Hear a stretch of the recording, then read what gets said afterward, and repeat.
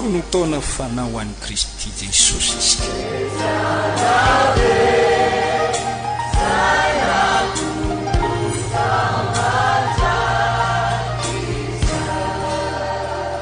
Halleluja. Hiditra ao amin'ny fandarana manaraka isika dia ny fianarana ny tenin'Andriamanitra. Tonga soa amin'ny fianarana ny tenin'Andriamanitra ianao. Io fampianarana ara-baiboly izay omenantsika androany dia manana tanjona tonga tsika tsiraray avy dia isika tsiraray avy olon'Andriamanitra tonga eto ho mpamonjy fanahy ho an'i Jesosy. Ao amin'ny Efesianina 4:9 dia voambara fa voaforona tao amin'ny Kristy Jesosy isika lehilahyn'Andriamanitra sy vehivavin'Andriamanitra izay fa mpino mbanao asa tsara, noforonina nanao asa tsara izy. Ao amin'ny Timoty 2:7-7 dia voambara fa tokony olona vonina tsara anao ny asa tsara rehetra isika. Ary amin'ny Titos 2:7-9 amampino antsika dia kony hitandrina isika manao asa tsara. Tiako ny manambara amintsika iray amin'izany asa tsara izany dia ny fitaomana fanany olona ho an'i Jesosy Kristy. Tokony ho taona fanao an'i Kristy Jesosy isika. Raha marina izany manaova amen. Ny fiangonana Jesosy mamonjy eto amin'ity firenena malagasy ity dia manana zava-kendrena dia ny taona fanahy ho an'i Jesosy. Ny taona fanahy ho an'i Jesosy izany no antony fisitsika eto amin'ity nosy ity. Natsangan'Andriamanitra ity fiangonana ity, naoron'Andriamanitra ity fiangonana ity, tsy hoe trano be misy voaka maro fotsiny, tsy dia linany amin'izany Andriamanitra, fa isy fiangonana vahoakan'io anatanteraka ny programan'Andriamanitra amonjy fanany olona ho an'i Jesosy. Ao amin'ny sata mifeny ny fiangonana Jesosy mamonjy hoe ny zava-kendreny fiangonana, toro filazantsara, mpianatra ny tenin'Andriamanitra ny olona, hanao azy ireny ho mpianatry ny tombo. Ny misy anankiray koa hoe amonjy fanao an'i Jesosy. Ny anao izany no antony fisitsika ary rahalahy. Izay no tanjontsika amin'ny asa rehetra ataotsika. Na inona na mividy tany, na manao fanorenana, na manoratra boky, ka mivaro boky, na mizara literatura, na mivavaka, na mitory-teny, na mijoro vavolombelona, ninino, na mihira, tokana ihany ny tanjona amonjy fanahy an'i Jesosy. Mangataka amin'Andriamanitra mba ho ataon'Andriamanitra fitaovana eo ampelatanan'Andriamanitra izay rehetra natsoiny tompo hanompo azy eto amin'ity toerana ity. Mba ho fitaovana eo ampelatanan'Andriamanitra amonjena fanan'olona. Teraina ny tompo. Mba ekenao ve no ataon'Andriamanitra fitaovana amonjena ny hafa? Meteza ho amin'izany, manolora-tena ho amin'izany, manokana-tena ho amin'izany.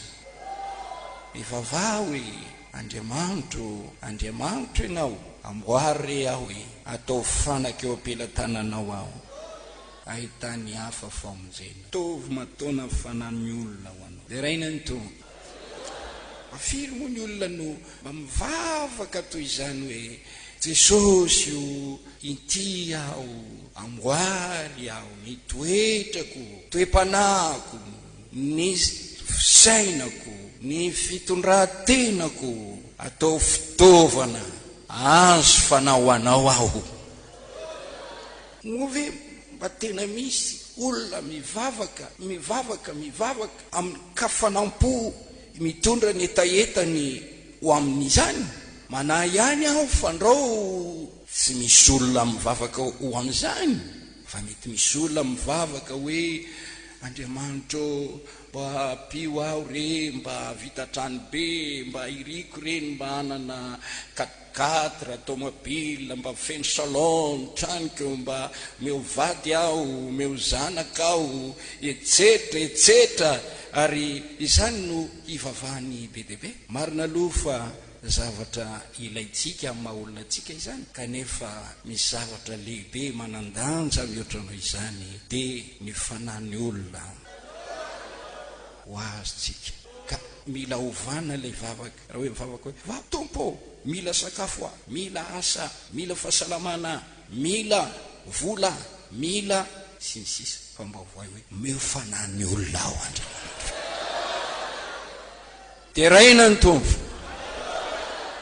amin'tiany hoe ity dia te amboly izany fitiavana itona fanao an' Jesosy zany ao anatin'ny fonsika ary misy zavatra anankitelo reto aho resako voalohany famarinana ara-baiboly tokony fantatra sy inona mba hanampy antsika ity fanan'olona ary an'olon-tena hiasa amonjy ireny fanan'olona ireny faharoa ny mpamonjy fanany olona ho an'i Kristy sy ny tokony ataony mba azahoany vokatra fahatelo teny ho an'ny endry io moa dia mahazatra ny manomeny izy io teny fananarana ao anatin'ny teny fampahiresana alohan'ny vavaka raha velan'ny fotoana dia ho resahana eto ireo anio tokony tompo aho fa ny fiangonana Jesosy mamonjy dia tsy fiangonana momba fa fiangonana miteraka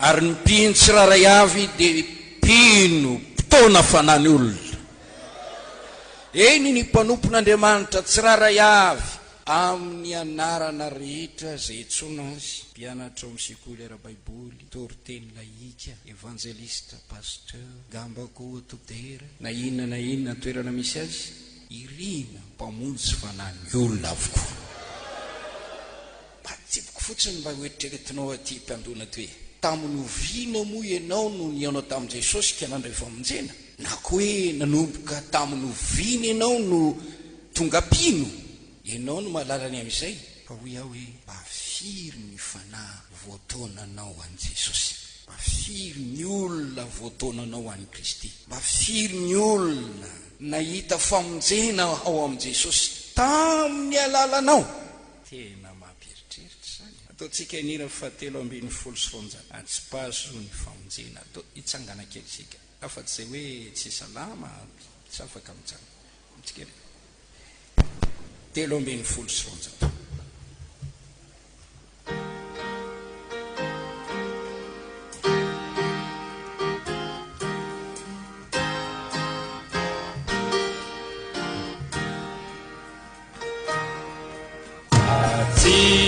Pasu reni famonjena Kuani epjati ifunire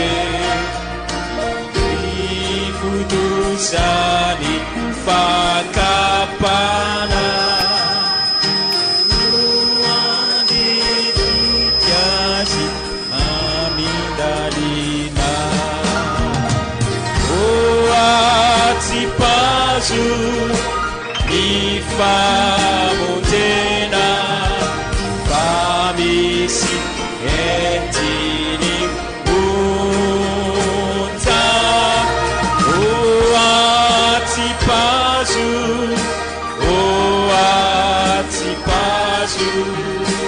ilentikizisa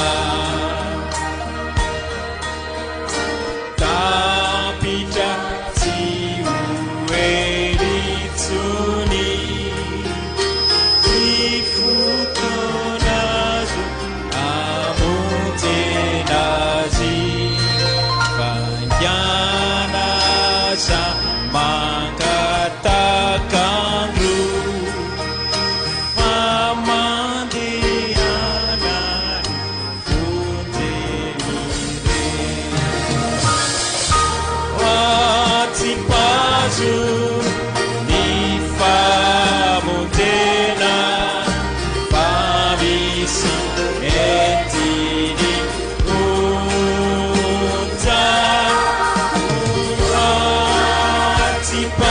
pazo atsipazo iletikiziza. Haleluya. Somemos toerana ty.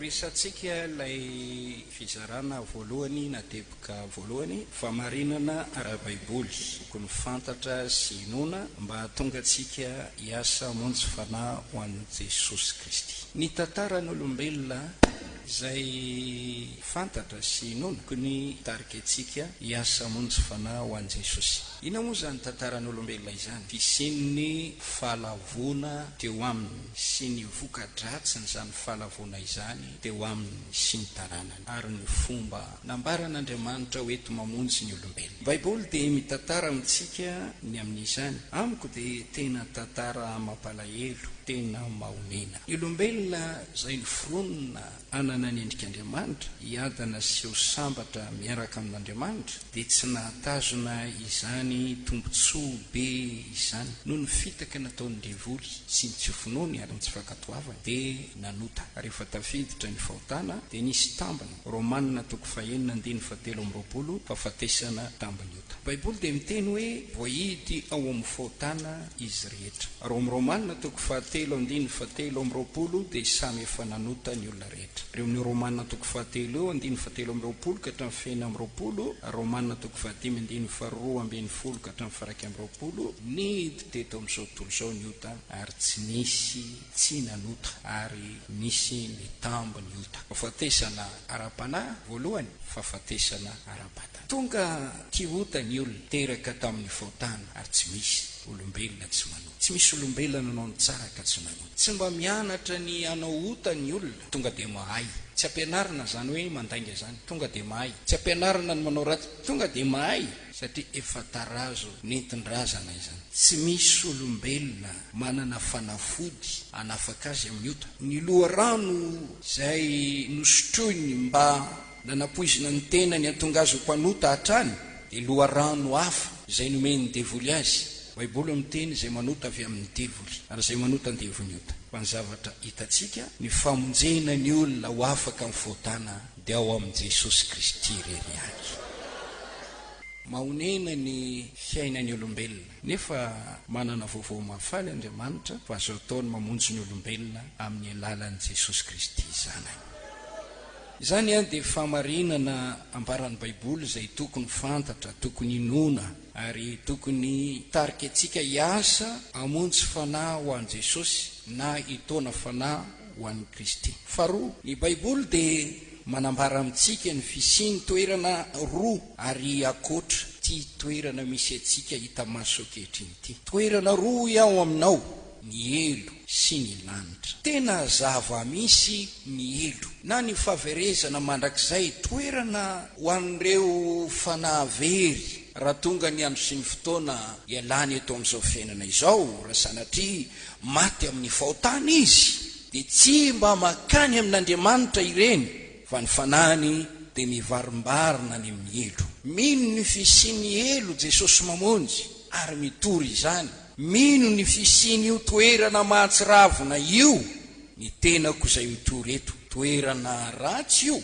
Voavoatra ho an'ny devoly sy ny anjeliny izy io ao amin'ny Matio 5:1-7, ao amin'ny Petera 2:2-4, natao an'ny devoly ilay fanampiodina izy io. Ary misy devoly any ny apahany amin'ireo anjely ny odina no voafatotra ary mitoetrany. Fa ny sasany amin'izy ireo kosa dia ny amin'ny apakapaka, ary ny sasany dia nazery aty ambonin'ny tany ary mandehandeha ety, manao ratsy, mandainga, mamitaka, mitony olona hanota, tona olona tsy ino an'Andriamanitra ary mampirisika olona hanao fahotana isan-karazany. Mahay mihitsy ny devoly amin'ny fanaovana an'izany. Misy ny elo. Raha tsy mino an'izany ianao ankehitriny dia palahelo misy ianao, fa amin'ny fotoana farany izay ialana eto dia hiova hevitra ianao hino saingy diso tara loatra. Baiboly miteny manana vavahady malalaka ny lalana makany amin'ny elo. Maro no mandeha any amin'io lalana io, lalana zay anaovan'ny olona ny tiany atao izy io, ka mandeha amin'io avokoa ny mpiavinavina rehetra izay tsy mahay manetry tena ary tsy tia anetry tena, mandeha amin'io lalan'io avokoa no tia fafinaretana rehetra ka te ampifalifaly ny masony sy anao zay daniny kibony sy zavatra mahafinaritra ny nofony fotsiny, fa tsy te anao zay ampifaly an'Andriamanitra. Ao amin'ny Lioka toko 9:7-20 ka hatramin'ny 1:30 dia mitantarany amin'ilay fiainan'ilay mpanan-karena rehefa tonga tany amin'ny toerana io, fa nijaly izy tany, may izy tany, na tsy aro te hisotro rano izy fa tsy nomena, tadidiny koa nefa reo rahalahiny sy fianakaviany zay mbola avela tany ambonin'ny tany. Tena toerana mahatsiravina ny elo, misy izy io miandro ny mpanota amin'ny fiafarany diany raha ohatra ka tonga amin'ny fahafatesany rehefa miala ky izy. Misy fotomanina no iny soratra masina, misy kankana manaikitra tsy mety maty ihany ary kankana hafakely tsy taka zay tety ambonin'ny tany zany, ary lavaka tena maizina dia maizina araka amin'ny fanambaran'ny boky ny Apokalipsy toko 4:10 ka hatramin'ny 1:20. Ninina tombontsoa ananan'ny olona amin'izao fiainana izao dia ho faty antoka mihitsy ny azy raha ohatra ka very any amin'ny elo izy. Hoy Jesosy hoe inona ny soa azon'ny olona raha mahazo fiainana izao izy ka very ny fanahany? Inona no omeny olona ho takalo ny fanahany? Mateo toko 20:20 ary Mateo toko 5:7 ka hatramin'ny 30. Tsara aminao raha tsy manana maso, raha tsy manana tanana, tsy manana tongotra. Ahoana ny tompony tenin'izany hoe raha ny masonao no manafotoana anao, io no mahatonga anao ho any amin'ny elo. Tsara raha isorona aminao zany. Raha ny tananao, io no manafotoana anao, ka ny asan'ny tananao, io no mety avery anao any amin'ny elo. Tsara ianao raha tsy mana-tanana. Raha ny tongotrao, satria io no mitondra anao any amin'ny lalany ota, io no mitondra anao miaraka amin'ny devoly. Tsara ianao raha tsy manana tongotra. Toy izay anananao ny tanana, anananao ny maso, anananao ny tongotra, efara mifanariana any amin'ny elo. Maro ny tsy mahalala ny elo ireo mpanota mahantra ireo. Tsy fantany kory hoe ity fiainako, ity izay rakotry ny fahotana, ity fiainako zay miaraka amin'ny devoly ity, efara ho any amin'ny lavaky ny elo sy ny fahaverezana mandrakizay. Tsy fantany zany satria tsy misy mampahafantatra azy. Na misy miteny aza dia maniratsiry izy ka tsy mino. Fitahany devoly izy hoe aza mino an'izany, aiza koa no misy an'izany. Mirediredy ireo mpivavaka ireo, milaza angano tsy amanorana ireo. Adala mihitsy ene ireo mpitoroteny ireo e. Za tsy mino mihitsy raha tsy efa mahita. Ahita tokoa ianao ndray andro, adiso tara loatra, mino fa misy ny elo. Ary akoatra iry toerana no manin'Andriamanitra ho an'ny devoly sy ny anjeliny, nefa ho an'ireo olombelona zay nikikitra tamin'ny fahotana ka nanao zay nafaly ny devoly fa tsy nanao zay nafaly an'Andriamanitra kosa. Le toerana anankiray dia ny lanitra. Ny Hebreo toko 1:9 ny rinin'ireo olona nazo laza tsara tamin'ny finoana io, ny amin'izany tsara lavitra ny riny dia ny any an-danitra.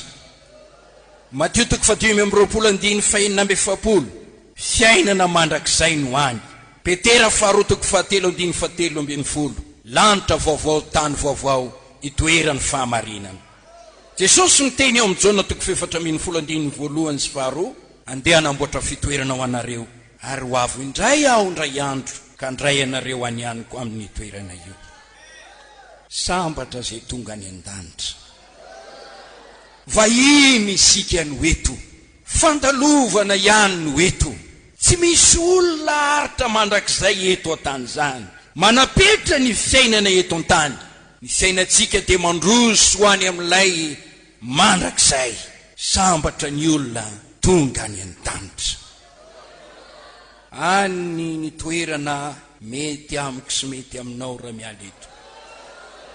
Fa le ry amin'ny elo tsy mety amiko ary tsy mety aminao. Oka isika ndray ny famonjena ho amin'i Jesosy Kristy izao kehitriny izao.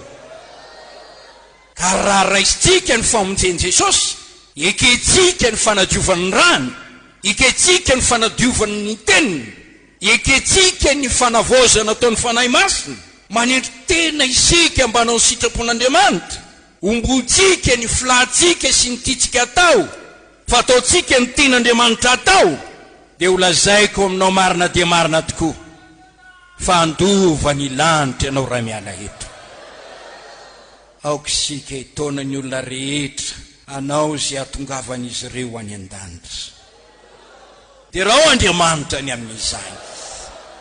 Eritrereto hoe raha tonga ny andro ray afatesan'ny ramatoa rangabe hoay izay izy mba no heverinao sy no saintsainao ve no toerana ovatan'ireo fanahy ny olona marobe eo akavianao sy eo akavananao namanao mifampiresaka aminao no eritreretinao ve mba taza ny masom-pananao ve ny fiefaran'ireto olona mandeha amin'ity vavahady miditra amin'ity vavahady malalaka sy mandeha amin'ity lala malalaka migodana ity.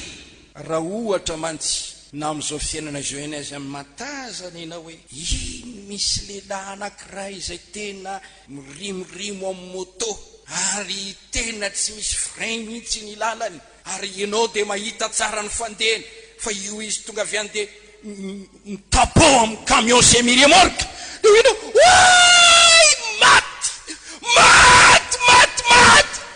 raha azonao atsaina reto fanany olona marobe izay mandeha amin'ny lalana mirohatra ny lala malalaka ka mino ny tenin'Andriamanitra ianao. Tena tsy te ahita aho ho lehilahy sy vehivavy lasa any amin'ny elo. Tsy te ahita aho ho ity namako ity lasa any amin'ny elo, ho ity zanako ity lasa any amin'ny elo, ity datatoko ity lasa any amin'ny elo, ity rahalahy ity ho lasa any amin'ny elo. Angamba raha matazana isika dia ty antsoantso hoe orangaranao mijanona re nahoana re ianao ny teo any nahoana ianao ny teo any amin'ny elo.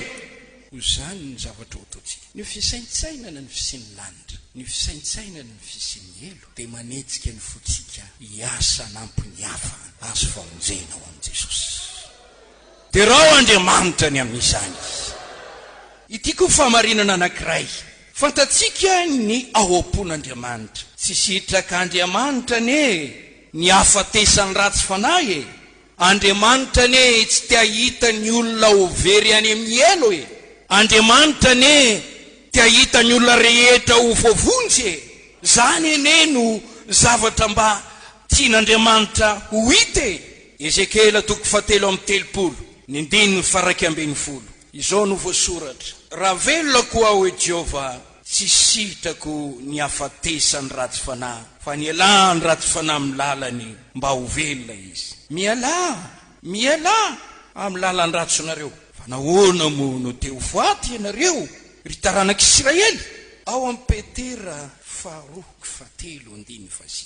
Ny tompo tsy mahela ny teny fikasany arak'izay taon'ny sasany ho fahelany. Maro-po amintsika izy ka tsy tiany hisy ho very fa mba ho tonga amin'ny fibebana ny rehetra. Tononkira tao amin'ny firanantsika Zanahary tsy mba tia ny fahaverezanao. Ary eo amin'ny Timoty 2:4 izay tian'olona rehetra ho vonjena ka ho tonga amin'ny fahalalana ny maro. Ry zanak'Andriamanitra namana, fantatrao ny ao am-pon'Andriamanitra manoloana ny fijerena ny ratsy fanahy, fijerena ny mpanota. Mihetsi-po izy, tsy sitrako ny hafatesany ratsy fanahy. Raha velona koa aho, velona n'izy Andriamanitra velona. Raha velona koa aho, tsy sitrako ny hafatesany ratsy fanahy. Ao amin'ny lalany ratsiny, anialany eo amin'io lalany ratsiny io mba ho velona izy. Tsy sitrak'Andriamanitra ny avery ny olona any amin'ny elo, any amin'ny fahaverezana. Tiano voavonjy avokoa izy rehetra. Tian'Andriamanitra ho voavonjy aho, tian'Andriamanitra ho voavonjy ianao, tian'Andriamanitra ho voavonjy ny akonako, tian'Andriamanitra ho voavonjy ny akonanao, tian'Andriamanitra ho voavonjy ny fiainakaviako, tian'Andriamanitra ho voavonjy ny fiainakavinao, tian'Andriamanitra ho voavonjy ny mpiarabelona amiko, tian'Andriamanitra ho voavonjy ireo mpiarabelona amintsika, ireo maro be ireo tsy tambisaina manalinalina ireo, tian'Andriamanitra ho voavonjy izy ireo.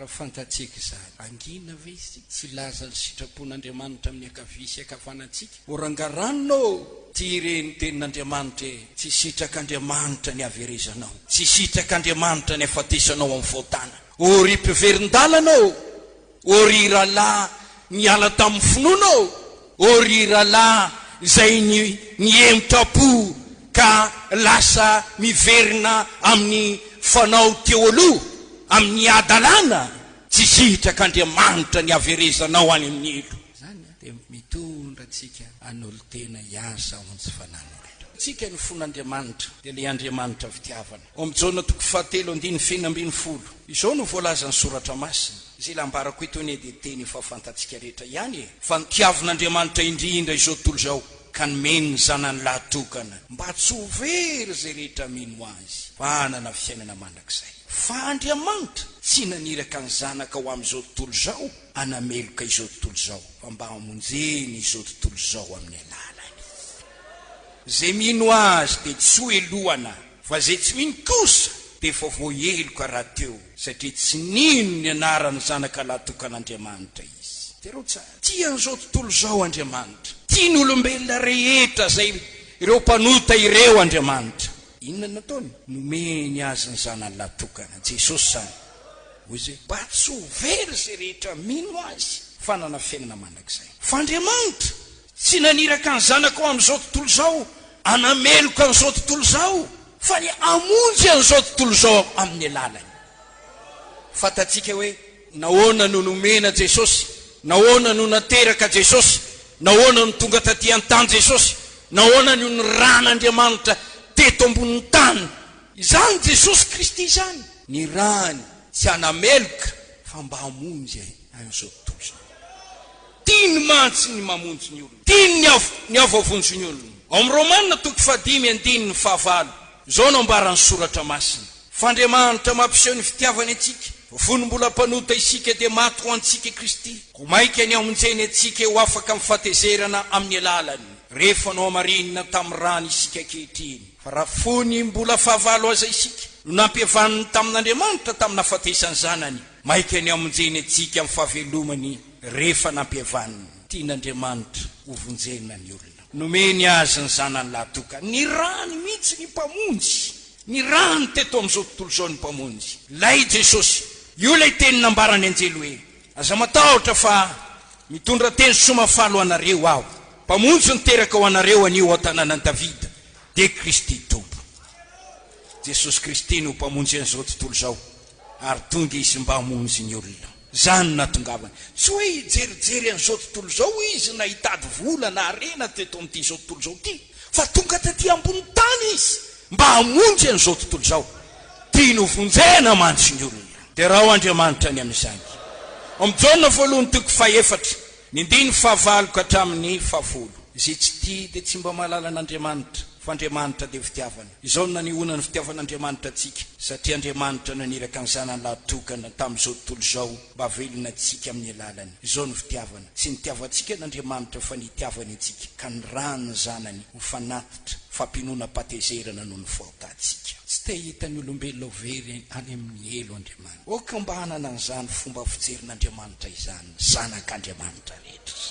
Ny hevitra izay hamonjena ny olombelona Andriamanitra. Okisika mba isaina tahaka an'izany ihany koa. Okisika ho mpiara-mihevitra amin'Andriamanitra izay fomba hamonjena olona. Ny asa mba hitondra famonjena ho an'ny olombelona izy. Okisika koa mba hiasa anao izay hamonjena ireo mbola tsy voavonjy. Tena tia hamonjy izy. Sitrapony sy safidiny ny hamonjy ny olona. Toy izany no nataony ho an'ny olombelona. Inona kosa no ataonao ho an'ny olombelona very? Mazanak'Andriamanitra tsika, mampanopin'Andriamanitra tsika no tarihana hoe aokanao izay falin'ny tompo, natao hoe mpiara-miasa amin'Andriamanitra koa. Ka Andriamanitra dia hita reo mpanota reo vovonjy. Reo tsisy tia no very reo na izany. Tsy hoe ity tsara tare, ity lava be, ity bikana, ity manatsantry, fa na fohy na lava, na mainty na fotsy, fa na ray ihany. Tian'Andriamanitra ho vonjena ireo. Miasa mba hamonjy fanahy ho an'i Jesosy. Halleluja. moa Andriamanitra tsy mampianatra antsika hoe raha mivavaka anareo mivavaha toy izao ho atao any sitraponao. Ny sitrapon'Andriamanitra ny hamonjy fanany olona. Raha manontany io Jesosy inona ny tianao atao an'ireto olona reto? Dia teny aminao izy azonao ko atao an'ireo ny hamonjy azy. Ny hamonjy an'ireo ny tiako. Ny atonga an'ireo voavonjy ny tiako.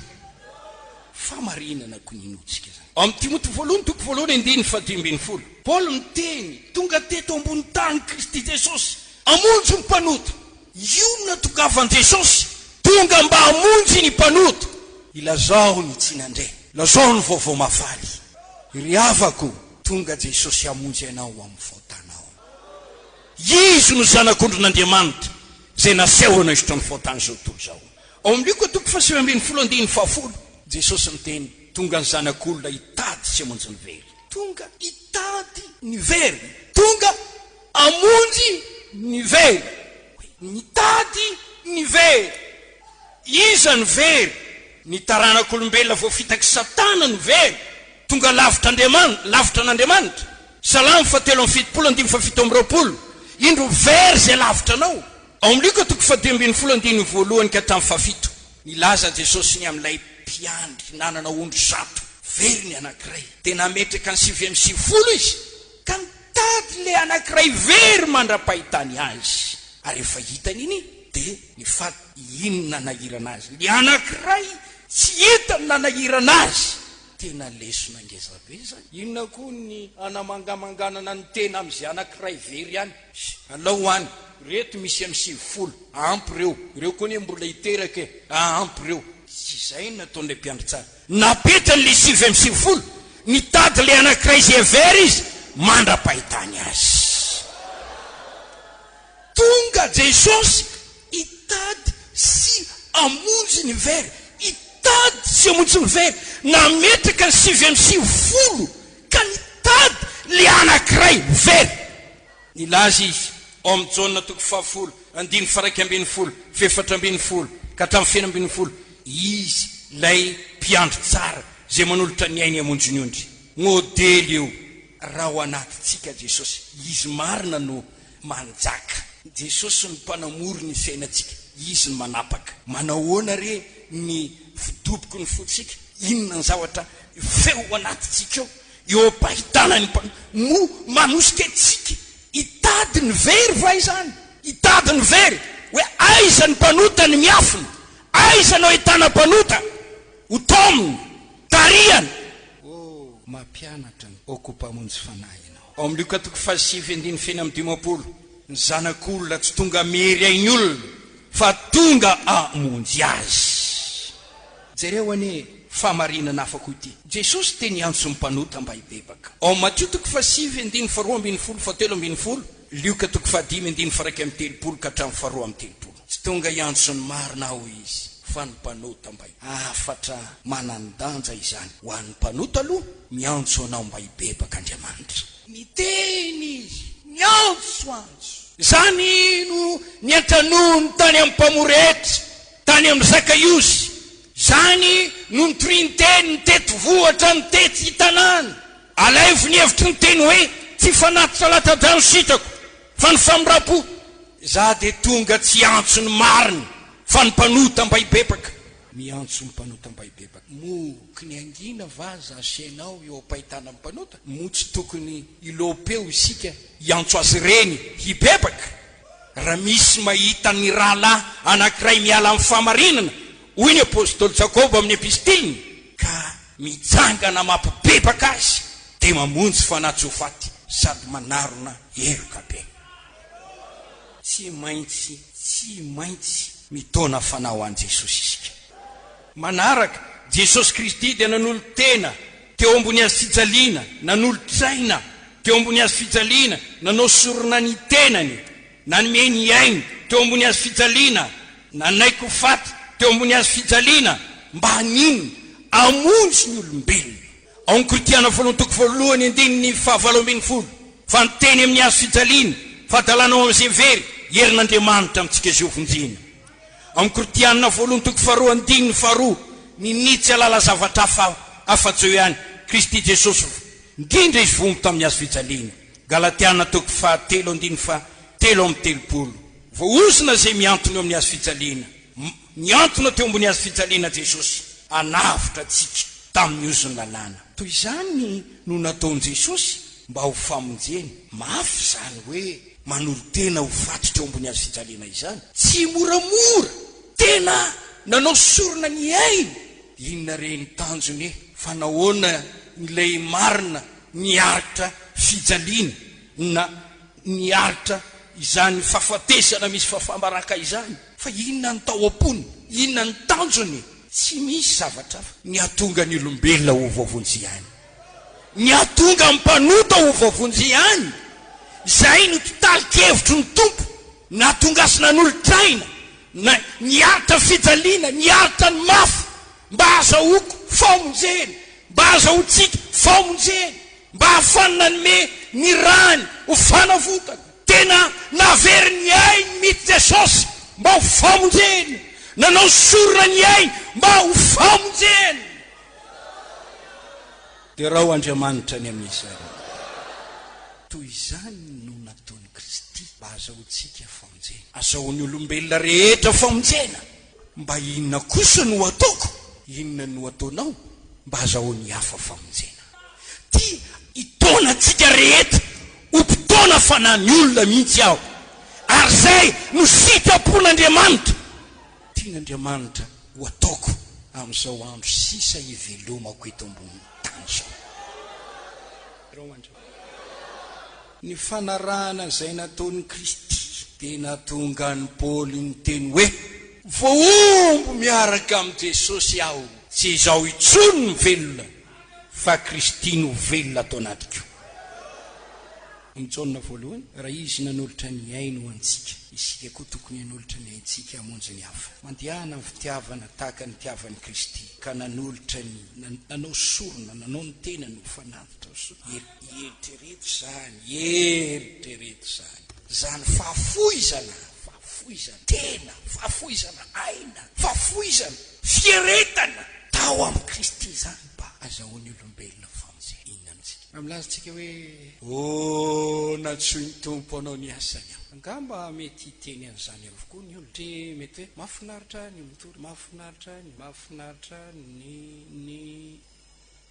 mahafinaritra tokoa aloha ny asan'ny tompony, mahafinaritra move naty fitiavana manolotraina hamonjy fanahy ao anaty. Inona no tena zavatra mavesatra ao amintsika, ao anatintsika, ao amin'ny rahatsika, ao amin'ny vatatsika, ao maniry atsika, mampanery atsika noho ny asan'Andriamanitra. Voninahitra ve, laza ve, fiainana metimety ve, fiainana confort ve? Inona hitanao misy olona tsy manana fanolora-tena tahaka izay natao manolotra fiaina hamonjy fanahy. Tiako hifoana ao androany. Raha mifoy ianao dia ho ataon'Andriamanitra mpitona fanahy ny olona ianao.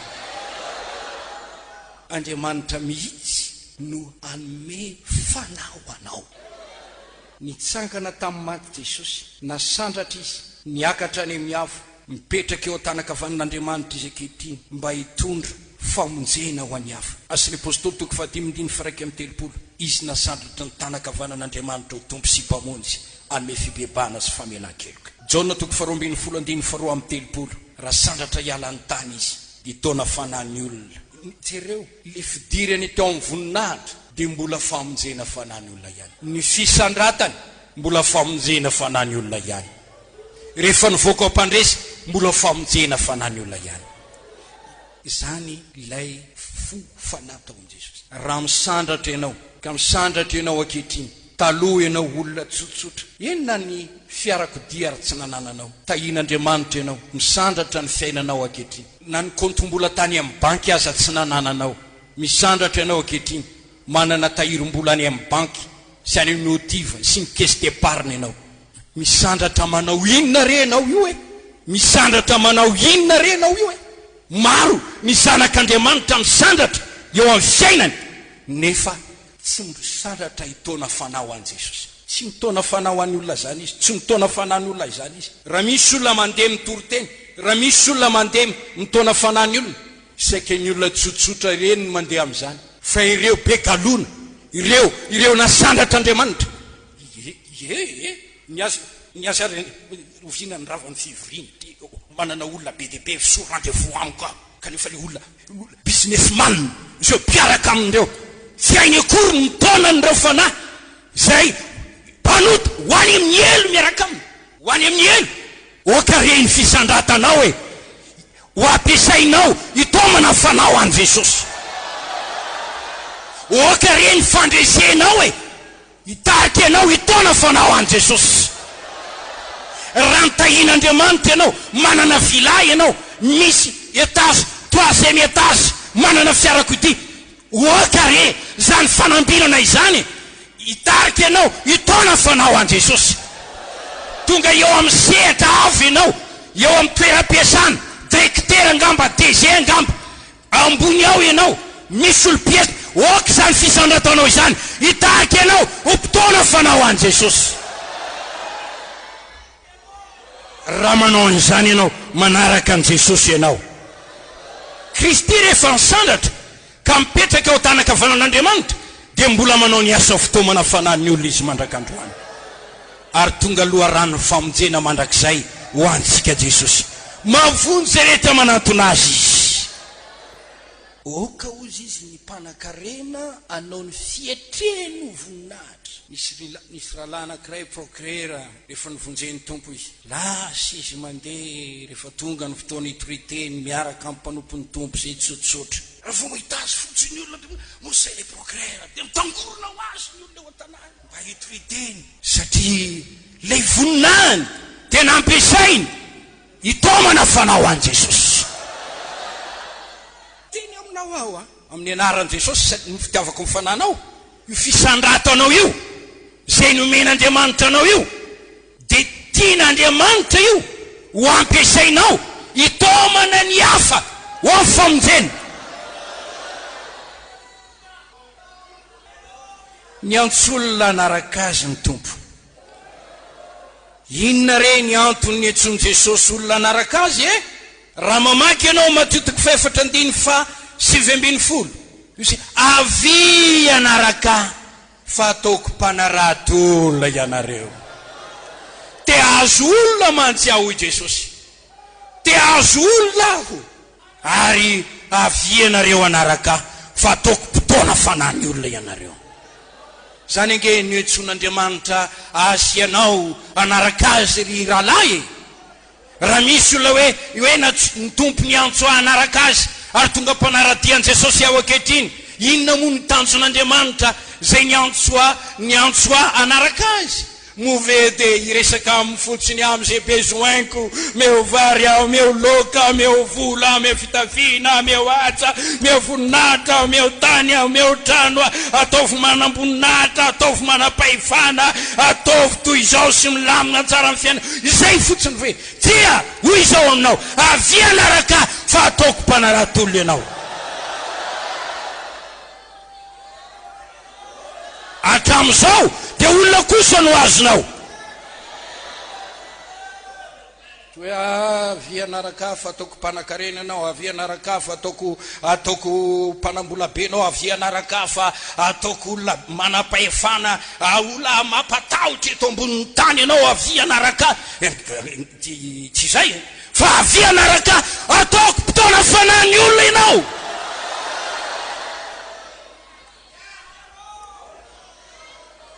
raha fantatrao zany famarinana izany dia midika fa tiany Jesosy ho mpitona fanahy ianao hitatsika ao amin'ny baiboly Marka 7:17-18 ny antso mpianatra ny tompo hoeo aminy denakeo amin'ireo ary efa teo reo dia nitoetra teo aminy izy no nandray andraikitra feno tamin'ny fiainan'izy ireo nomeny fahefana sy hery androka devoly reo ary avy eo dia ny raha nitoriteny inona ny tanjony inona ny tiany atongafana dia ny atongan'ireo ho mpamonjy fanahiny olona terao Andriamanitra tsy azontsika hiviliana mihitsy ny fitomana fanao an' Jesosy tsy azontsika hiviliana tsy azontsika hiodinana ny asa fitomana fanao an' Jesosy Matthieu 7:7-7 Jesosy nitety tanàna sy vohatra tamin'ny andro nitory ny filazantsara sy nampianatra tamin'ny sinagoga nihetsi-po izy dia izao ny zavatra hitany maonenay reto vaoka reto izy toy ny ondro tsy misy mpiandra ny fijery azy na mbantraina izy reo toy ny ondro tsy misy mpiandra onena ny fony torotoro ao anaty onena ny lefa ary mba fantatsika fa imbetsaka ny tompo no latsa-dranomasina nahita ny Jerosalema nanakaiky ny tanàna tomany izy nanakaiky ny tanàna nahita ny tanàna tomany Jerosalema torabatom-paminany namono zay ny rana teo aminy impiry any tanangona anao takafomba ny renako ny zanany ao manelany fa tsy mety manahoana ny fahitanao ny vahoaka malagasy eketra manahoana ny fahitanao ny mponina marobe eto amin'ity sao tontolo sao ty eketra motsy taka ny ondro tsy misy mpiandro ve iza mono mba mihevitra zay tena soany reto olombelona ireto e iza andrasana ny mpanao politika fa tsy hita zay ataony andrasana ranona sy ranona andrandraina mandisy fanatenany toy ny ondro tsy misy mpiandro ny fijery azy maonena ary raha ohatra mahita ny masom-panantsika zay ataony devoly amin'ny olona aizy pito manarona ny tany aizy na manarona ny firenena jereo any amin'ny bara zay feny mpisotoka jereo any amin'ny boaty zay casino feny olona ploka sy mpifoka ary mpijangajanga toy ny ondro tsy misy mpiandro tsy malala akafisy akavanana ny olombelona mpiarabelona amintsika ny raparapa ao anatin'ny aizina ny olo takan'ilay fahitan'Andriamanitra ny mponina tany Ninive tsy malala ny avisy avanana movezao hoe Andriamanitra tsy alahelo any Ninive tanàna lehibe zay misy olona marobe fa tsy malala ny akavisy akavanana maonena ny fijeriny vahoaka ny fony tena zanak'Andriamanitra marina dia tokony anana izay fihetsepo onena eo ampahitana ny fahavazana manjony olombelona izay ary teo indrindra no tenenan'i Jesosy nahitany be ny vokatra fa ny mpiasa ny vitsy noho izany ry Petera sy namany mangatamy tompony vokatra oka isika hivavaka mba handefasan'Andriamanitra mpiasa dia hanangona ny vokatra inona ireo mpanota ireo ireo fanany olona ireo ho tomina ho an'i Jesosy ho esorina eo ambafan'ny devoly eo amin'ny fonjan'ny Satana ho alaina ho an'Andriamanitra Luka 10:12 dia mandeha teniteny ny mpianatra mbola misy efabolana dia izay vao tonga ny fararano ianareo miteny ozy fa efabolana sisa dia tonga ny fararano fa izaho miteny aminareo indro efa masaka ohatran'izay any an-tsaha ka ilaina ny mamory vokatra tsy misy andrasoandraso fa izao dia izao halleluja misy zavatra hitan'i Jesosy tao mba hitanao ve tokony ahita isika mangatamy tompo isokafo tompony masonay me fahitana izay ny zavatra manjony olombelona hitanao tsara izany ary efa hitanao izany dia alahelo ianao raha mahita mantsy ianao ny hoe mahita ny masonao fa io ny devoly mametraka zioga eo amin'ny sorokiny olona mangeja amin'ny tongotra matanany amin'ny fahotana isan-karazany mandrirotra azy ho any amin'ny elo dia raha hitanao ka tazanao dia hitanao ny kapoka ataony devolin'izy ireo ka hitany masom-pananao dia hitomany ianao oneny ianao angoraka ianao ary irehitra anao hoe fa maninona kosa izy no ataonao an'izao ny devoly manina izy no ataonao an'izao maninona eto ary dia hietsika ny fahasary-piarinao hiady amin'ny devoly ianao anafaka andre olona ireo ianao lasa ny fotoana ny fidy sy nanendry antsika Jesosy mba ho hitona fanany olona isika Jona 5:12 tsy ianareo no nifidy ahy fa izaho no nifidy anareo nanendry anareo andesy amo aretany vokatrareo mena anareo izay angatanareo amin'ny ray amin'ny anarako Asany apôstôly 7:17 Andriamanitra nanendry anay ho fahazavany zao tontolo zao ho famonjena trany aparany tany olombavonjy namako nifidy antsika Andriamanitra misy antony tsy hoe nifidy antsika ilalao fotsiny tsy misy zany olombavofidy tsy misy asa kinina amin'izany tsisy zany tsy hoe nifidina ilalao fotsiny tsy hoe nifidina ifalifaly fotsiny sika tsy zany nifidy anareo manendry anareo aho mba handeha anareo amokatra anareo azo fanan'olona ho an'i Jesosy ianareo izay ny tanjon'Andriamanitra amin'ilay fifidianana ka okitsika izay nifidian'Andriamanitra tompo oka ifaly ianao noho ny fisiko, oka ifaly ianao amin'izay ny fidiananao aho. Za andeha aho amokatra aho itona fanany olona ho anao aho, mefana aho apahitao vokatra aho.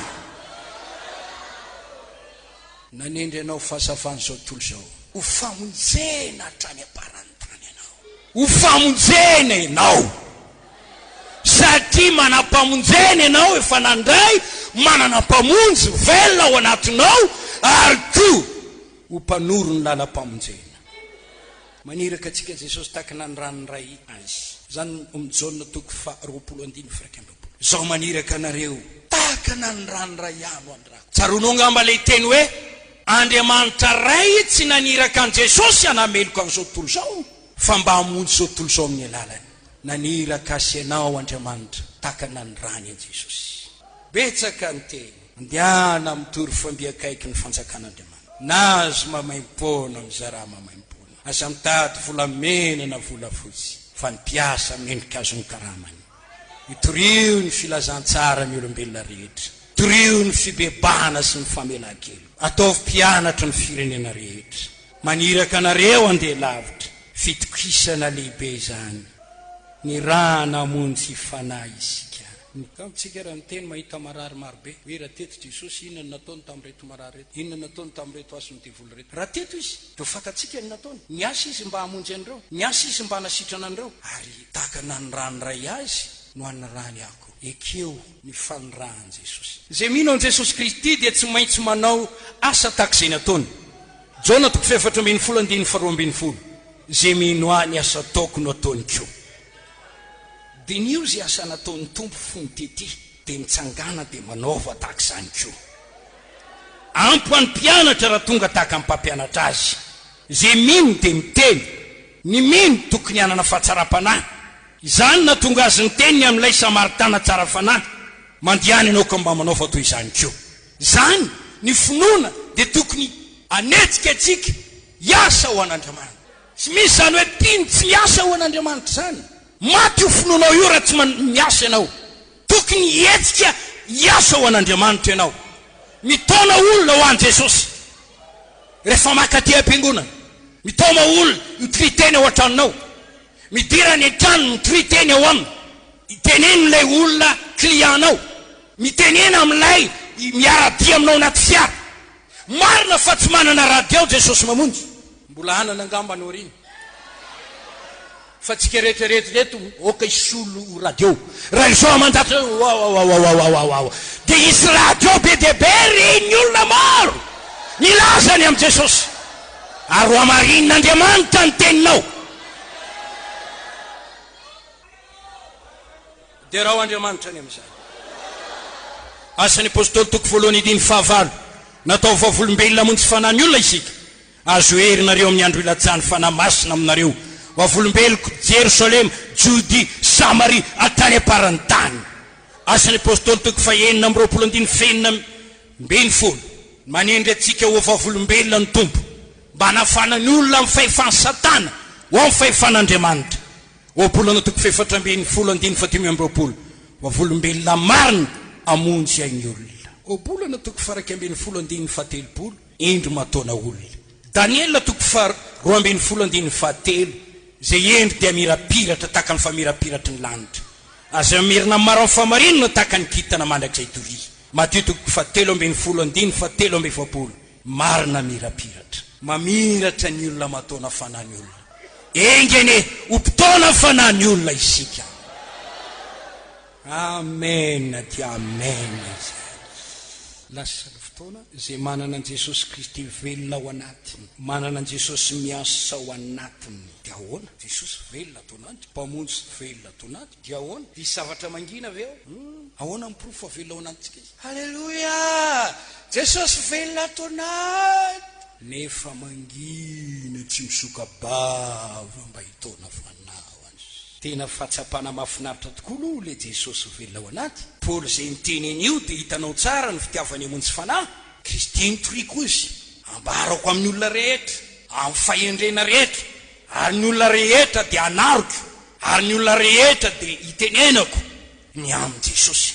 Ary Paul apôstôly dia apôstôly fotoana fanahy mahazo fanahy izy dia mpanangana fiangonana tany amin'ny toerana tsy nisy fiangonana izy dia nitety faritra nitady nanangona fanahy ho an'i Jesosy nahazo fanahy izy nampiala olona tamin'ny sampy mpitona fanahy mahatona fanahy Jesosy velona maro ny zavatra azo tenenina raha iteny hoe nataon'Andriamanitra mpitily sy mpikolokolo fanahy isika araka ny voasoratra amin'ny Ezekela 7:4-7:7 tona fanahy izany ny asa famonjena fanahy ny trosa zay tsy maintsy alohantsika pino tsiraray avy Romanina 2:4-7 ananan'ny olona rehetra trosa ny batisany fanahy masina tompoko izay noraisitsika ary nomen'Andriamanitra atsika ny fanomezam-pahasoavana izay noraisitsika avy tamin'Andriamanitra nomeny fanahy masina atsika ny afo ny fanahy masina izay nahidin'Andriamanitra ao anatintsika dia manangana atsika olon'Andriamanitra mirehitra ny famonjena fanahy tonga ny mpivaina afo aty ambonin'ny tany aho anakory moa ny fifaliako raha mirehitra sady zany azo herintsika miandro ilatsany fanahy masina amintsika mametraka ao am-potsika ny fitiavan'Andriamanitra mantsy ny fanahy masina ny fanahy masina natosaka ao am-potsika tonga atsika anana n'le fitiavan'Andriamanitra anana n'le fitiavan'i Jesosy hoy Paoly fitiavan'i Kristy no manery anay zao ny hevitray maty Kristy hamonjy ny olona rehetra fa tsy tompony tena nitsozy velona fa velona ho an'ilay efa maty sy nitsangana tamin'ny maty raha noraisitsika marina ny fanahy masina miasa mamokatra fitiavana io fitiavana fanan'olona io mirehitra toy ny hafa ao anatin'ny ranao zay mahatonga anao mihitsy hoe mafoy ny fiainanao mitady fomba amandrivony azahoana fanahy ho an'i Jesosy ny fiangonana atao hifofombadin'i Jesosy na atao hoe apakarina dia misokabava miantso olona mampontompo fanahy sy ny apakarina miantso hoe avy anareo zay mangetaheta avy misy tro fa Andriamanitra nome anareo rano amin'ilay loharano zay mitondra fahasalamana ho an'ny fanahinareo zay loharano ary raha misotro anio ianareo dia tsy mba ngetaheta intsony mandrakizay ho afa-potanteraka ao amin'i Jesosy ianareo raha misotro amin'io loharano io fanahy masina ny ampakarina fofombadin'i Kristy zay mpino zay miandro ny fampakarana azy fanambarana 2:2-7 okisika itsangana fiangonana mitona fanahy olona be dia be ny teny le akanjo fotsy le leongony fotsy nampitafina ny fofombadin'i Jesosy asa ny famarinany olo masina io ianao le mitona fanahy olo iny mampadio ny tananao iny ianao le mitory filazantsara iny mahafatrosanao iny atonga anao tsy anatsiny iny manamaivana ny fiainanao iny ka ianao mandeha makany amin'ny isam-panandalana any amin'ny lalambe any amin'ny tanàna kely amin'izay misy olona mba hitona azy ireny ho an'ny tompo tena fitahiana lehibe izany halleloja ny fahalebiazanao amin'ny fanjakan'Andriamanitra dia arakaraka ny fanahy zay voatonanao John mpanao batisa dia le zany hoe lehibe ao anatrehany tompo izy amin'izay nateraky ny vehivavy tsy misy lehibe tahaka ny John lehilahy mpitona fanahy olona io nanokana ny fiainany jereo tsara fa ny fady zavatra maro ny aina tamin'ny fanetretena ny toetra tany anefitra mandra-pisehoany tao amin'ny Israely ary efa niseho izy dia nanandra-peo ka niantso nitondra fibebahana teo amin'ny olona ataovina entsy ny lalakaleina raha voniny tontaona alaminy ny fiainanareo izy mba hitanareo ny famonjenao amin'i Jesosy rahalahy sy anabavy tiako ianao ho mpitona fanahy olona mampitombo ny fifalian'ny lanitra ny mpanota amin'ny bebaka hitantsika zany eo amin'ny Luka 2:17 amin'ny mpanota ray izay mibebaka dia misy fifaliana lehibe any an-danitra nove tsy tokony hampifaly an'Andriamanitra tsika ahoana ary no atao mba hampifaly an'Andriamanitra toy izy ianao hoe manao ny marina manamasika eny marina dia marina tokoa izany miezaka aho atahotra marina izany fa baiboly miteny amin'ny mpanota zay mibebaka dia misy fifaliana lehibe any an-danitra raha ianao no mampibebaka mpanota mampiverina azy ao amin'Andriamanitra dia hampifaly an'Andriamanitra ianao hoe ry mpanompoka ry zanako ny asa ianao akasitrako izay nataonao fa noho nataonao nampibebaka ity vehivavy ity ary indro izy mipepaka kehitriny faly aminao Andriamanitra. Ny tenin'ilay lehilahy very any amin'ny elo dia mitarika antsika hitaona fanahy. Fantatrao moa fa rehefa tany amin'ny elo izy eo amin'ny Luka 4:20 jaly anatin'ity lavo fadiranova mangetaheta mba irao le Lazarus anatendrika ny tendrony ratsatanao amin'ny rano atete amin'ny lelako fa may izy zany fitoloko ny fanany amin'ny raha zanakao io raha vadinao io tsy ho zakanao no mahita azy mitomany mety maya tatabea maya bebea may anatin'ny elo maya ry vady malalako zavery ety amin'ny elo maya rano indrisy elandray izy piasa madinika tao amiko ve notonga any an-tany zady maya dia nitoloko tsy ho tatonao zany kanefa zavatra ho atrena tsy ho ela izany rehefa ohatra ka maty amin'ny faotanany anankiray diny zao teny mbola tsy tara ino iny afatra lay mpanankarena mba irao le Lazarus iteny amin'ireo rahalahiko 5 ao an-trano raiko ao dia mbola tsy maty izy dia mbola tsy tonga amin'ity fijaliana ity izy mba iteny aminy fandrao raha misy mitsangana maty ka miteny aminy dia tsy ho tonga amin'ity izy raha mba nisy niteny taminy nampitandrina azy na miazy fampitandremana dia tsy tonga amin'ity elo ity izy saingy zany fahendren'le mpanankarena izany dia tsy niraisy ny fonisy mbola tety ambony tany iandry an'izany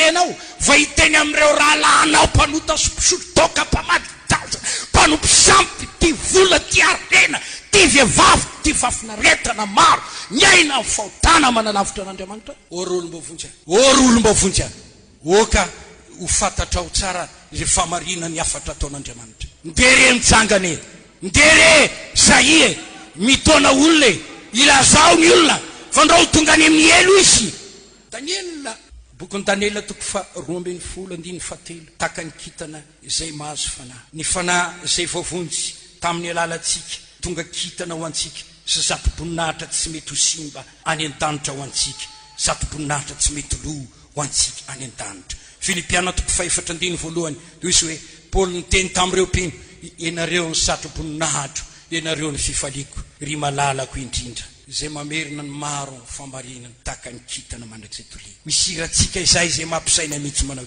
misaina ilay tany mahafinaritra momba izy kitana ve ny sato-boninahitra tsika miazakazaka hoe Pauli mitady sato-boninahitra tsy mety lo amty fa izao tontolo zao mitady loka kopy mitady fanamby amin'ny zavatra iloza ty zavatra ity no nanova ary nanova ny fomba fiainako fony aho mbola nianatra toy izay hoe inona moa zany raha ohatra zany anao miaramila tonga manamboninahitra sy managrady eo amin'ny fiainako dia aveo anefa manana kitana be galona be kitana tonga ny fotoana ary fanjakan'Andriamanitra moa ve le majeneraly iny mbola mikonty ary moa le kitana be amin'ny grady koa iny ve mbola makary toy izay tsy any zany afa ny voninahitry ny tetany afa ny voninahitry ny an-danitra tsy maintsy miova hevitra ary miova lalana an'olo tena hiasa ho an'ny tompo hitady fanao an Jesosy mba iskitana ny sato-boninahitra amin'ny sato-boninahitra izao tontolo zao dia matimaty amin'ireny hoe chevalier de l'ordre apetrapetraka eto apetrapetraka roa akitana be galona laza aminao aoko fa ireny dia nivelany vatapaty avokoa raha tonga ny andro afatesana tsy isy kitana ho azy any amin'ny fanjakan'Andriamanitra marina fa tsara izany voninahitry ny ety atany zany manofo fa titeny aminao aho le ara-panahy le kitana ho any sato-boninahitra ao mandihana miasa mony tsy fanahy olona ry avako miasa mony tsy fanahy olona raha lasy anabavy miasa mafy mba izy kitana ny sato-boninahitra halleluja ao anatin'izao fikambanam-pivavahana zao dia tsy hita zay tena maritana ny tena vokatra tohatra ny raisana ny vokatritsika ary ndraindray ary ianao dia tia alokaloka any amin'ny fombiazany hafa any amin'ny fombiazany hafa dia tsy hita mihitsy ny tena maizy ianao satria ianao mpikambana ara-panjakana ianao ara-panjakana olony ty fiangonana ty ianao ary ho izy ianao hoe manana zoa satria ato manana zoa ato azo vola, manana zoa ato fitsapona, manana zoa kanefa mba firy ny kitana amin'ny satroboninahitra ao, mba firy ny fanahy ny olona voatonanao ho an'ny tompo zay ny antso anao. Peritreritra zany teniko zany, tena mamperitreritra zany. Nataoko hamperitreritra anao mihitsy zany, nataoko anankirotana anao mihitsy zany. Fandro ianao matory fa za ka hitanao mifo manomboka androany, tsy zao ihany fa Andriamanitra mihitsy ka hitanao ifo amizay. Ora tokony fivoazantsika amin'ny fatoriana izao, fivoazana amin'ny taona fanahy ho an'i Jesosy, mahazo fanahy ho an'i Jesosy. Halleluja. Lasa ny fotoana nambara tamintsika izany famarinana ara-Baiboly izany, manokatra ny masony saitsika izany, manokatra ny masom-panahintsika ny tompo amin'ny alalan'izany, manaitra atsika ho amin'ny fifoazana izy, mampitsangana atsika ihetsika amin'ny famonjena fanahy ny olona izy amin'izany. Tiako fantatrao rahalahy, zava-dehibe amin'Andriamanitra ny famonjena fanahy ny olona. Tianao ve ny hampifaly ny tompo?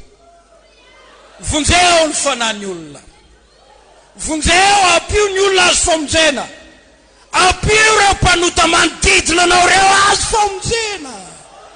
Hoy teny aminao, apio reo mpanota ireo azo famonjena, apio reo azo famonjena, apio reo azo famonjena. Halleluja. Tianao isikitana ve ny satroboninahitra ao any amin'ny andro famalitso, ho avy ene zay andro famaliana ny natao zay e, ho avy zay andro zay, ho avy zay andro zay, andraisany ko ny valiny natao, andraisany tsirairay avy ny valiny natao. Tianao isikitana ve ny satroboninahitra ao, vonjeo mamonjeo fanahy ny olona. Halleluja. De raha Andriamanitra ny amin'izany, tsy tianao hikatona aminao ve ny varavaran'ny lanitra, mitondra fanahy ny olona miaraka aminao. Ao amin'ilay lioka toko fenambin'ny folo andininy fasivy misy teny, aoka ny mamona tsy marina, hoentinareo mahazakaizy, mba ho raisin'ireo any amin'ny fiainana mandrakizay ianareo. Izary no handray anao any amin'ny fiainana mandrakizay, ireo fanahy voatonanao, ka hitenenanao hoe ty aho sy ny zaza zay nomenao Andriamanitra. Ankehitriny ry olo mavonjy, fantaro ny antsonao, fantaro ny antony entsonanao, fantaro ny antony fidianan'Andriamanitra anao, fantaro ny dikany hoe velona ho an'Andriamanitra. Romanina toko fahenina andininy fafolo faraika ambin'ny folo, Romanina toko fefatra ambin'ny folo andininy fafito favalo, Kortiana faro toko fadimy andininy fefatra ambin'ny folo fadimy ambin'ny folo. Sy ny hoe Kristy no antony avelomako, Filipiana toko voalohany andininy faraika amin'ny telopolo. Ary ny hoe Kristy velona atao anatiko, Galatiana toko faharoa andininy faharoapolo. Ary ny hoe Kristy ny zavatra rehetra, Kolosiana toko fahatelo andininy faraika ambin'ny folo. Midika izany ny velona ho an'Andriamanitra, tsy velona ho amin'ny tenantsika fotsiny. Kristy no maninona ny velona, maninona ny velona. Inona ary na ametran'Andriamanitra atsika eto amin'ny tany be fahoriana eto e, miatrika fakapanahy eto e, move dia noho ny amin'ny tombontsoantsika fotsiny zany, move noho ny amin'ny tombontsoa aranofo. Velomin'Andriamanitra eto mba mpitombony areko, ilozanao io areny io ndray andro any, ametraka lova ho any zanakao ianao, fa eritrereto le voataninao areny, move zay sasaranao. Hoe hianatra andany fotoana amin'ny fianarana, tsara ny mianatra mba mitombo ny fahaizana, fa raha andany fotoana amin'izany ianao mianam-piainanao rehetrarehetra, vitanao ny fianaranao maty ianao, inona zany mba ho voataninao ary? Mila mieritreritra isika, mila mieritreritra isika zany, mila mieritreritra. Mandany ora maro zavatra manao, fa ataonao kely dia kely ny asa famonjena fanahy ny olona, tsy manoka tena ho amin'ny zavatra maritra mandrakizay ianao. Dineo tsara izany zavatra, so mamono antoka anao zany, so tsy mety zany, so tsy mety zany. Voafitaka ny masonao sy ny fomba fijerinao ianao, oko fantatrao hoe velona ho an'Andriamanitra ao, Kristy no antony avelomako, velona atao anatiko izy, miasa atao anatiko izy. Afaka anao mpamonjy fanahy ny olona Jesosy. Dia raina ny tompo, satria tiany aho ho mpamonjy fanahy ny olona, dia vonina izy hanampy aho raha mety aho ataony fitaovana hamonjy fanahy ny olona. Tena mitady olona Andriamanitra ankehitriny, mitady olona izy ankehitriny, mitady olona izy. Ahita ve izy eto anivontsika eto? Ahita ve izy amin'ny fitabatisa rehetra? ahita ve izy amin'ny mpanompon'Andriamanitra rehetra, ahita ve izy amintsika miaina davy, ahita ve izy olona hitsangana manolo tena manaiky ho ampiasain'Andriamanitra ho mpitaona fanany olona. dia raha ho Andriamanitra any amin'izay, aina Andriamanitra ataony manamboatra anao ho mpitaona fanany olona, ainy ataony mamola volany toetranao, ainy ataony mamola volany toetsainao, ainy ataony manafy anao, ainy ataony mampiasa anao, ainy ataony manome fanomezam-pahasoavana anao. Ampiny fahasoavan'Andriamanitra. Halleluja. Tsy mino mihitsy aho, tsy mino aho zany hoe olona tsy mahazo fanao any.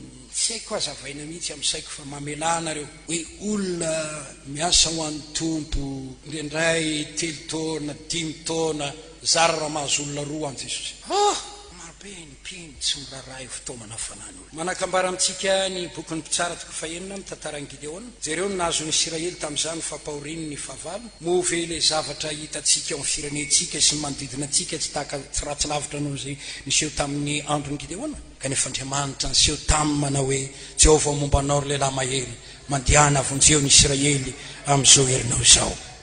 Miteny aminao ny tompo androany, miasa miaraka amin'Andriamanitra. Ngataony tompo anao fitaovana, mitenena hoe mefanahy Jesosy eo, mangatahaniko to mekolofanao njetilisa, ry mpanota, ry mpiverin-dalana, ry ao anatin'ny toromaso, manao vaovao mafaly ahy, te hamonjy anao ny tompo, tsy sitra ny avarisy anao, tia novonjeny anao, tsangana mbaravarana Jesosy eketriny, mandondo mbaravarana, mora mba mety anao novonjeny, hamonjy anao ny tompo, te hiditra omponao izy, te anasitra. Hitan'Andriamanitra ireo zava-misy obsika reo, ny fitsiritana, ny feremana, zavatra hafa maro samy hafa, te hiditra ao izy andavan'ireo, te hiditra ao izy andresan'ireo.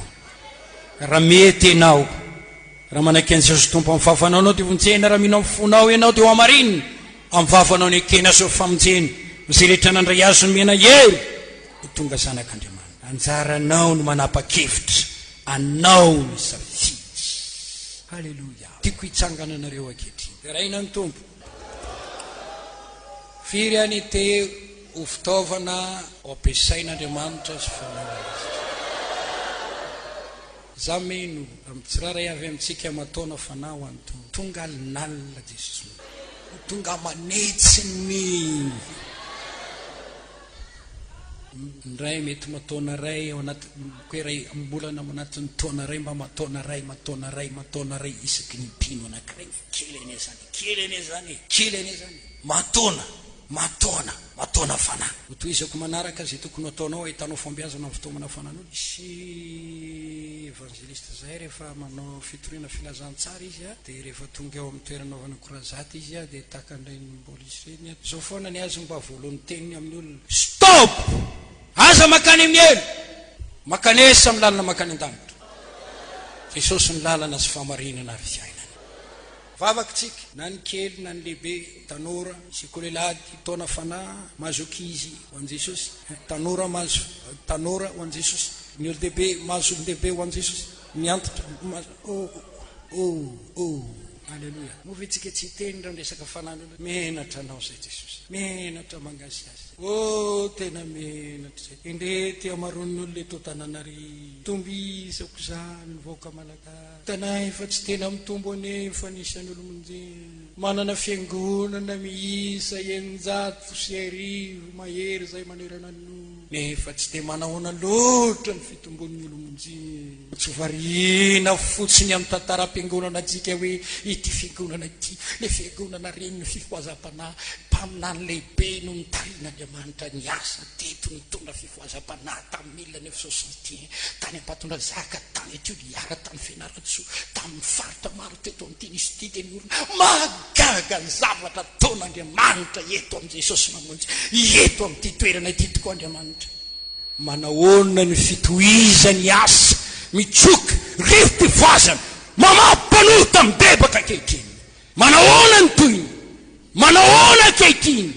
Anjarantsika ny mandintena, tsika ho tia fanana, tsika hiasa monjy fanana. Ao boky Nobolana toko 7:9-10 vonjeo reo izay entina reo ampamonoana, vonjeo reo vonjeo reo, vonjeo ireo fanahy tosika ny devoly any amin'ny vonjeo ry Jesosy mamonjy, vonjeo, vonjeo. Meny tompo anao ny hery, meny tompo anao ny fahalalana, meny tompo anao ny fahasoavana, meny tompo anao ny lakle, meny tompo anao ny asama ao amin'izay fanany. Alleluia. Okay, alleluia. Raha matsiaro tena omenatra isika satria tsy mahazo fanany olona ho an Jesosy. Za pastera tsy mahazo fanany olona ho an Jesosy. Za evangelista inona koa zany tsy matona fanahy ho an Jesosy. Evangelista anarana fotsiny. Evangelista mitika mpitona fanahy ho an Jesosy. Mpandombaka fanahy iny an-tanan'ny devoly. Zany ny evangelista ilaitsika. Zany ny evangelista ilay izao taranaka izao. Tsy amikery, tsy ambatanjana fa mifanako Jehova tompony maro. Raha ohatra mitomantsika ampiasao Andriamanitra, ampiasao Andriamanitra, ampiasao Andriamanitra. Atao fotoana fanan'olona ho anao, atao fotoana fanan'olona ho anao.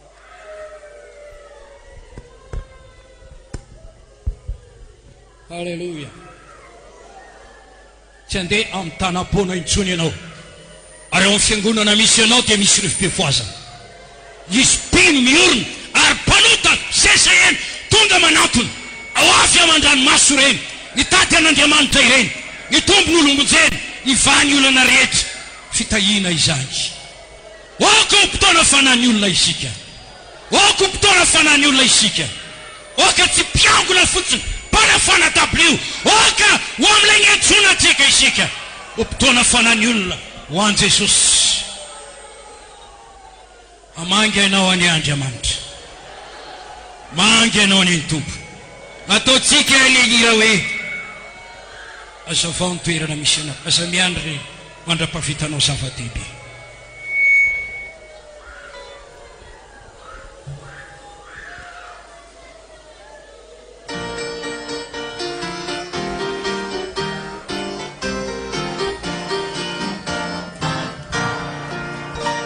Aza miandry mandra-pavitanao zava-dehibe. Aoka hipariaka ny taratra, eny andraikitra manodidinana, azava ny toerana izay misy ana, azava ny toerana izay misy ana, re miraparapana tiaizina, ampio izay hita fito. Samy mivavaka anao aminao Jesosy.